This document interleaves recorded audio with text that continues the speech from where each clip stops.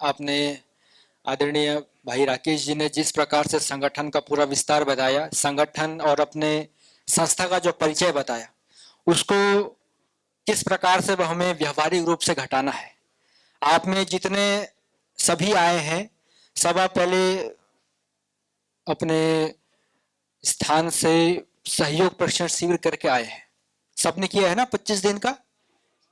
सभी 25 दिन का सहयोग प्रशिक्षण शिविर करके आए हैं। उसके बाद अभी यहाँ मुख्य योग प्रशिक्षण शिविर में आए हैं। तो यहाँ आने का उद्देश्य, जो अभी पूरी चर्चा का विषय हुआ, सारा मूल में हमारा योग है।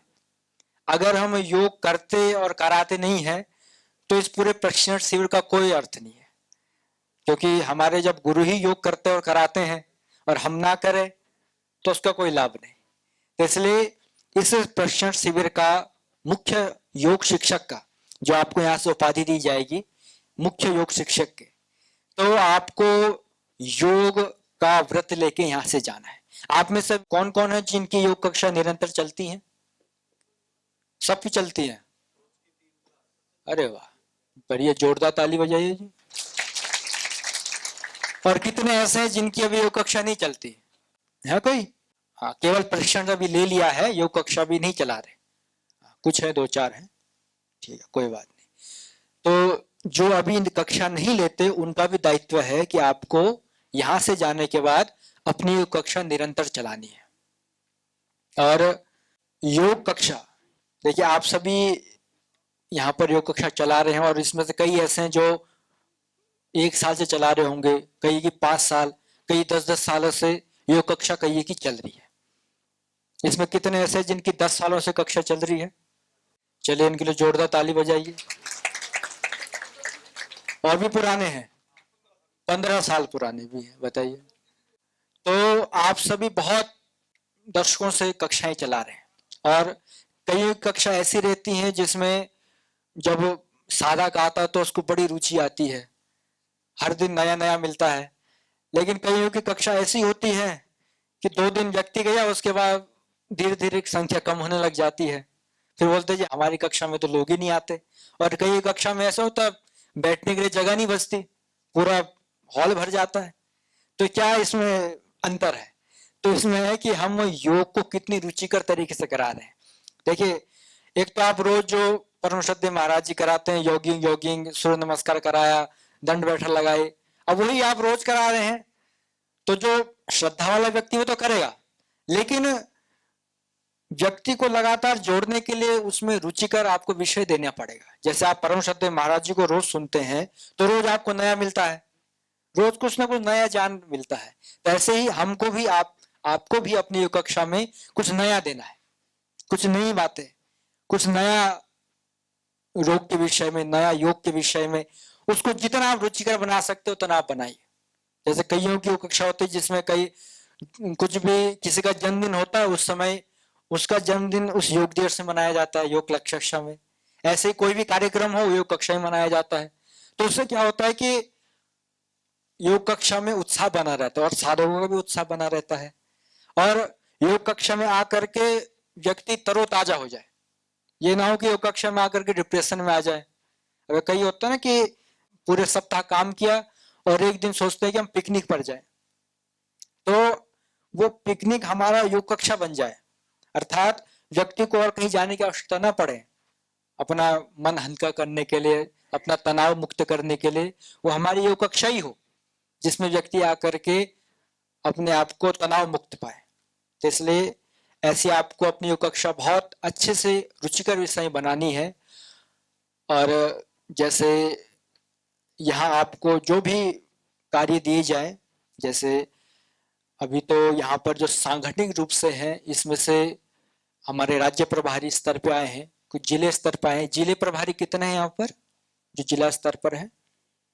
अच्छा, कुछ जिले प्रभारी है, बाकी सामान्य रूप से आए हैं। तो ये अपना एक संगठन का पूरा एक व्यवस्था रूप से कार्य चलता है, जिसमें ग्राम स्तर से लेकर के तहसील स्तर, उसके बाद जिले स्तर पर, उसके बाद राज्य स्तर पर, उसके बाद केंद्र स्तर पर।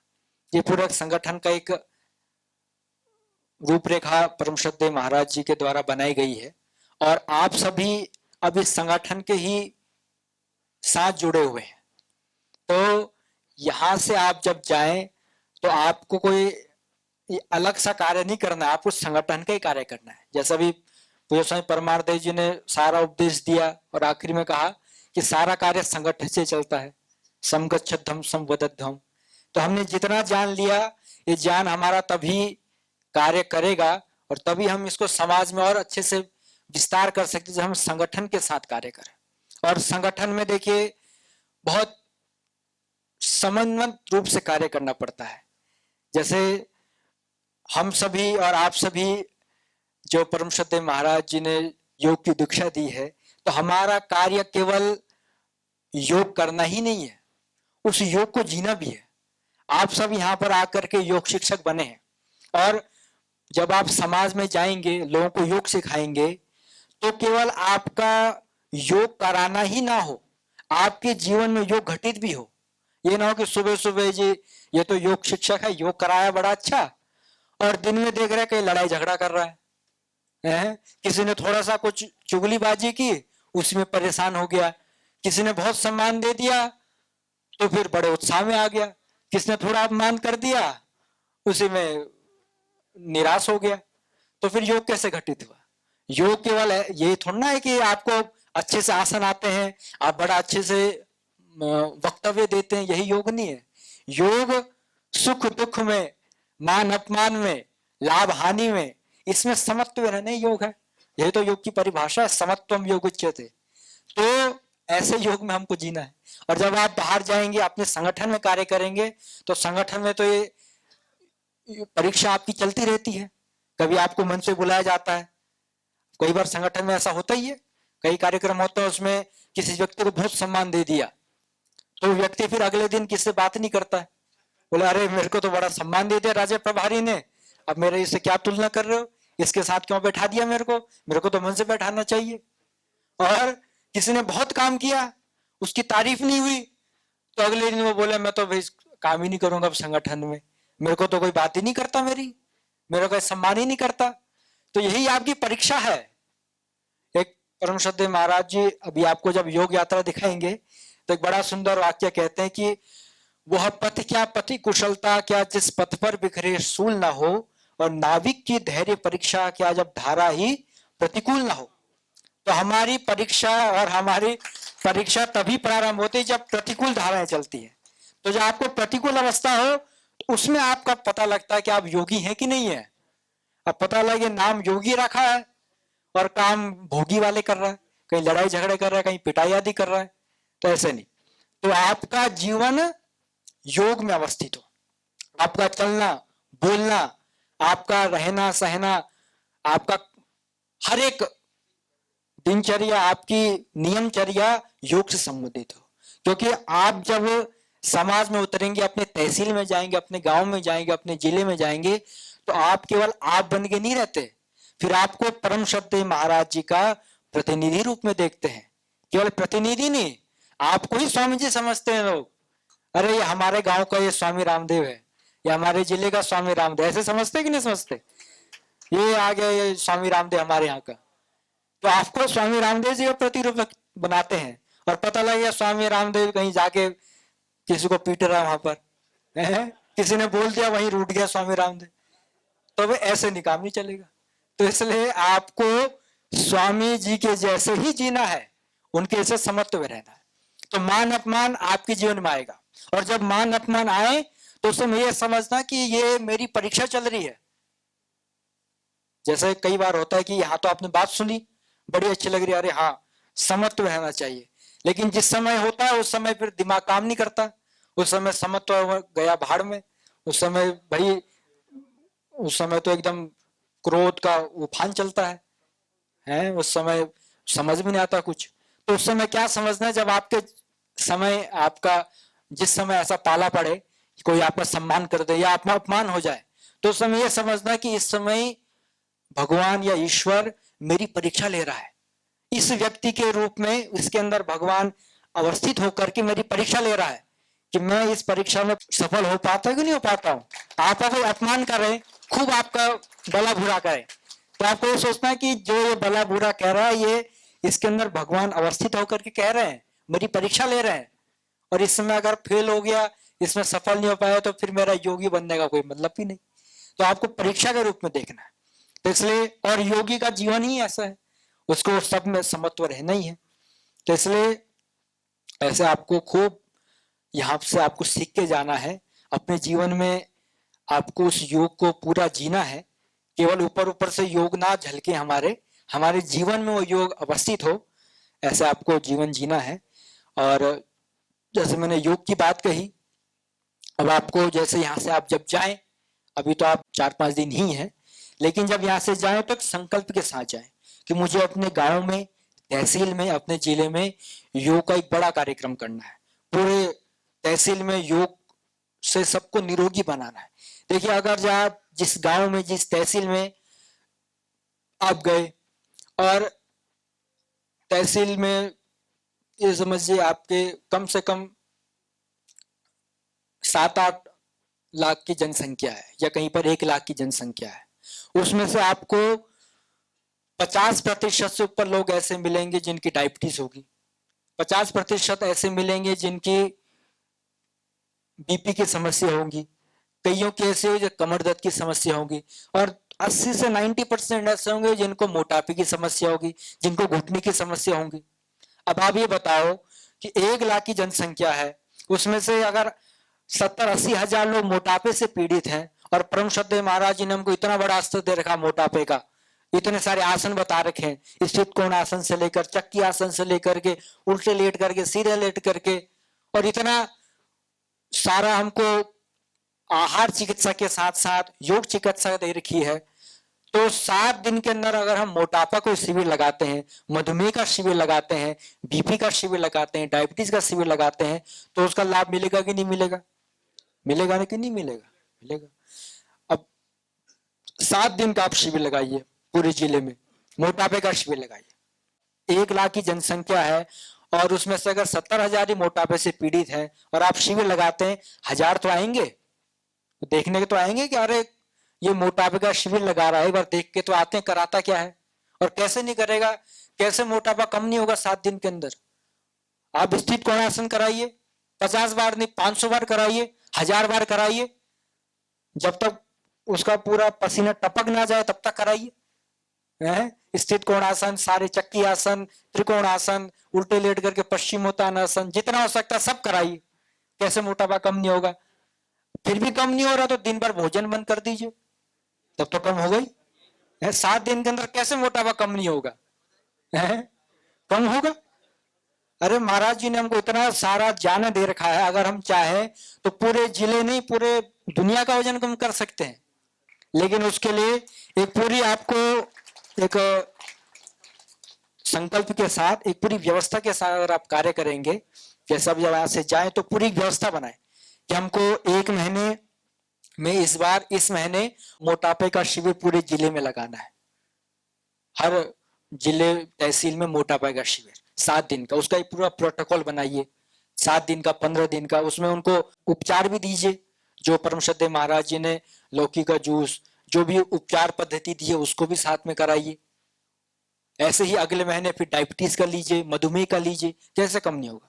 1000 व्यक्ति हैं तो उसमें से 90% तो लोग ठीक होंगे, कैसे नहीं होंगे?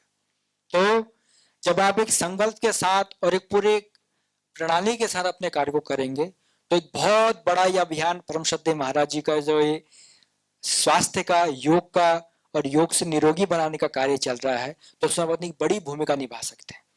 तो इसलिए, और आपके साथ आपके सारे हमारे ये राज्य प्रभारी से लेकर जिला प्रभारी तक, तहसील प्रभारी तक, सब आपके साथ हैं, और ये सारे आपके सहयोग में हैं।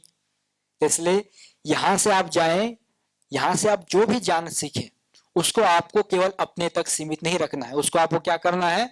दूसरों तक देना है। देखिए, परम श्रद्धेय महाराज जी ने दिया योग का ज्ञान, जो देता है उसको क्या कहते हैं? देवता। देवता कहते हैं कि नहीं कहते? परम श्रद्धेय महाराज जी क्या है? देवता है। जो देता वही तो देवता होता है।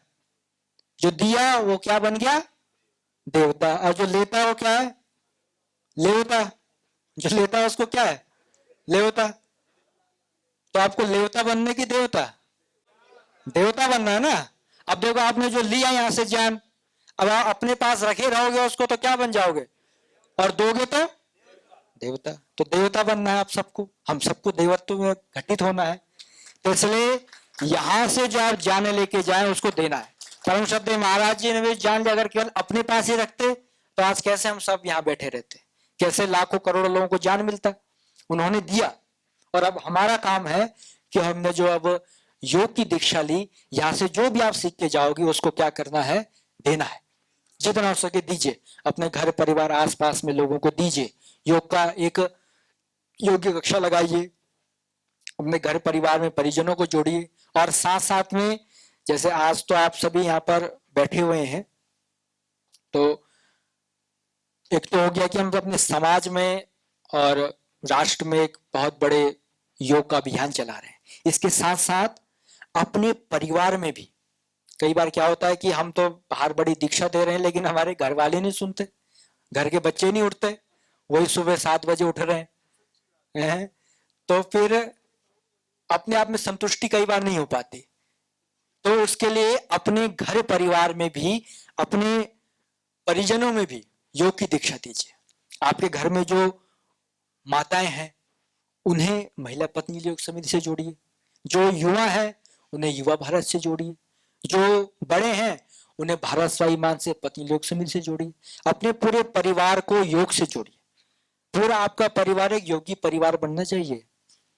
ये नहीं है कि पिताजी तो चले गए योग कराने, योगी बने हुए हैं, और बेटा कहीं जाके भोगी बना हुआ है, तो फिर ऐसा कैसा काम चलेगा। तो इसलिए पूरे परिवार को योगी बनाइए, अपने घर परिवार में बच्चों को भी योगी बनाइए, युवाओं को योगी बनाइए। देखिए भारत युवाओं का देश है, सबसे बड़े युवा शक्ति भारत में है। जिस ओर युवा जाएगा उस ओर भारत जाएगा।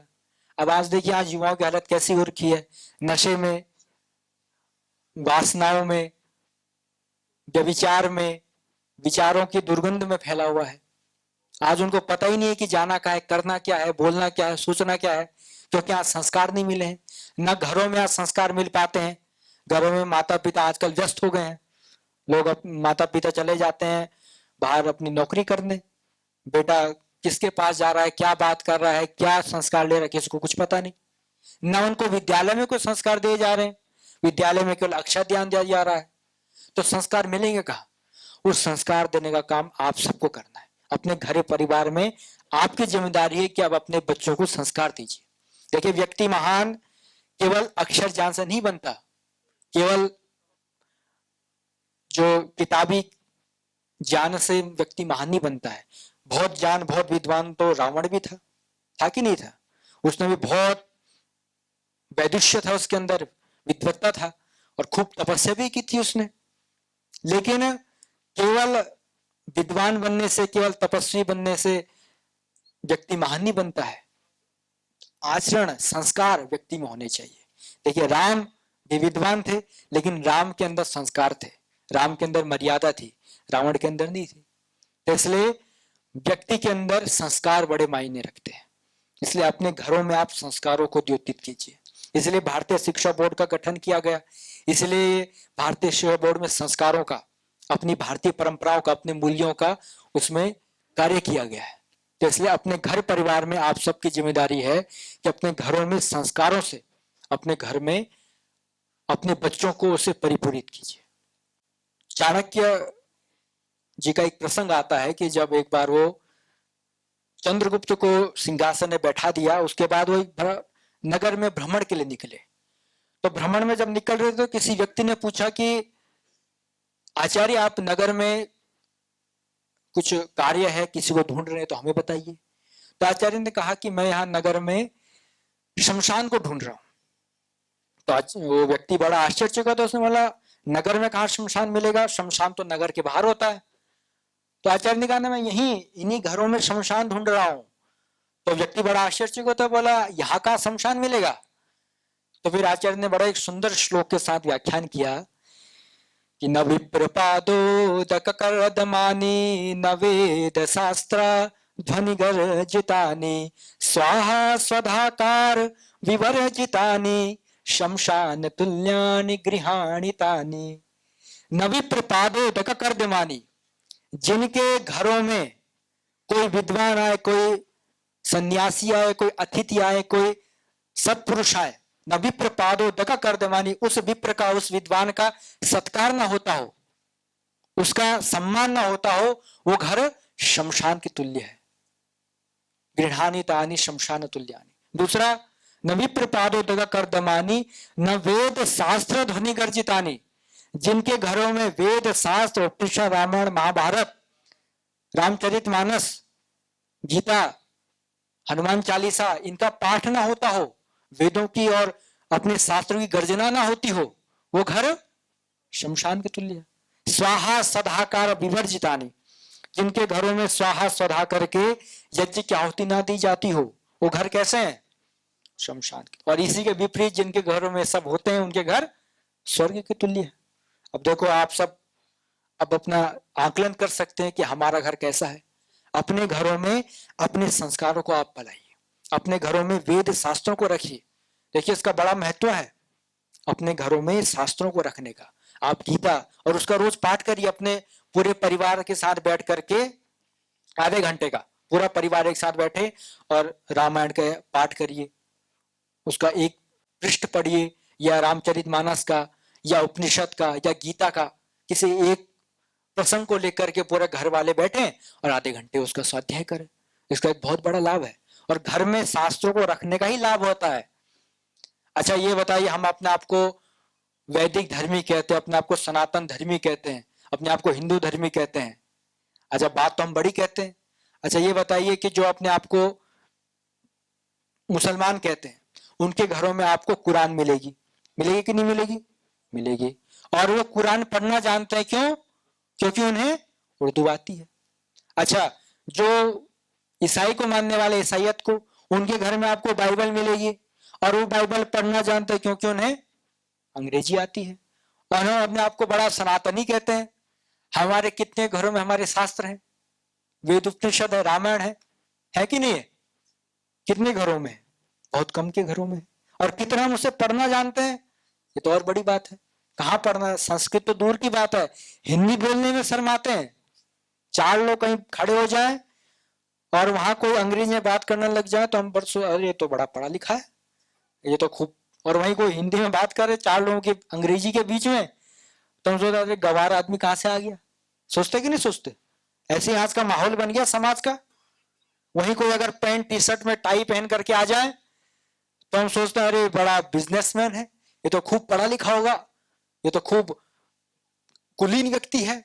और वहीं कोई अपने देशी वेशभूषा में आ जाए तो उसको समझता है अरे कहां से गांव वाला आ गया, इसको तो कुछ आता ही नहीं है। ये हमारी आज के समाज की व्यवस्था बन गई, क्योंकि संस्कार ऐसे नहीं मिले, ना हमें शिक्षा ऐसी मिली, ना घरों में संस्कार ऐसे दिए गए। धीरे धीरे आज देखो, आज समाज की व्यवस्था कैसी बन गई है। आज युवाओं को अपनी मातृभाषा बोलने में गर्व अनुभव नहीं होता, शर्म अनुभव होता है। अपने वस्त्रों को पहनने में शर्माते हैं, टीका चोटी जनेऊ पहनने में शर्माते हैं। जो अपनी 1,01,68,53,127 वर्ष पुरानी जो हमारी महान परंपरा है, उसको अपनाने में शर्माते हैं। क्यों? क्योंकि संस्कार आज घरों में ऐसे नहीं दिए गए। तो इसलिए हमें आप सबको अपने घरों में ऐसे संस्कार देने की आवश्यकता है। अपने घरों में अपने परिवार को, अपने बच्चों को, आपके जो भी आस पड़ोस में है, उनको, युवाओं को, नई पीढ़ी को संस्कार दीजिए, क्योंकि वही आगे आने वाला भविष्य है। आप सभी परम श्रद्धेय महाराज जी और जितने भी आप सब संगठन के व्यक्ति लगे हुए हैं, आप सब तो खूब बड़े पुरुषार्थ से कार्य कर रहे हैं, लेकिन आप जो भी ये पुरुषार्थ कर रहे हैं, ये आगे आके किनके पास आएगा? ये नई पीढ़ी के पास तो आएगा ही। जैसे किसी पिता ने खूब धन अर्जित किया, खूब मान सम्मान किया, लेकिन उसका बेटा निकला नालायक, तो क्या फायदा उसका? उसने सारा उनके कार्य पे पानी फेर दिया। तो ऐसे ही अगर यहाँ इतना कार्य चल रहा है, इतना पुरुषार्थ आप लोग कर रहे हैं, लेकिन आने वाली पीढ़ी अगर उस कार्य को नहीं पहचानेगी, उसके महत्व को नहीं पहचानेंगे, तो फिर उसका लाभ क्या है? इसलिए उस संस्कार को, उस महत्वता को, उस कार्य को हमें अपने इस युवा पीढ़ी में, इस नई पीढ़ी में पहुंचाने की आवश्यकता है, तो इसलिए आप सभी यहाँ जितने उपस्थित हैं, अपने साथ साथ आप सबको, युवा पीढ़ी को, नई पीढ़ी को, अपने परिवार को, अपने समाज को हमें उत्थान करने की आवश्यकता है। और जैसा आपने अभी पूज्य स्वामी परमार देव जी ने, आदरणीय राकेश जी ने जिस प्रकार से आपको संगठन के विषय में बताया, जिस प्रकार से सेवा के विषय में बताया, गुरु के विषय में बताया, तो आपको जब आपको खाली समय मिले तो उसमें आप स्वाध्याय कीजिए। चलिए, ओम द्यौ शांतिरंतरिक्षगम शांति पृथिवी शांतिरापः शांति औषधयः शांति वनस्पतयः शांतिर्विश्वे देवः शांतिर्ब्रह्म शांति सर्वगम शांति शांतिरेव शांति सामा शांतिरेधि। ओम शांति शांति शांति।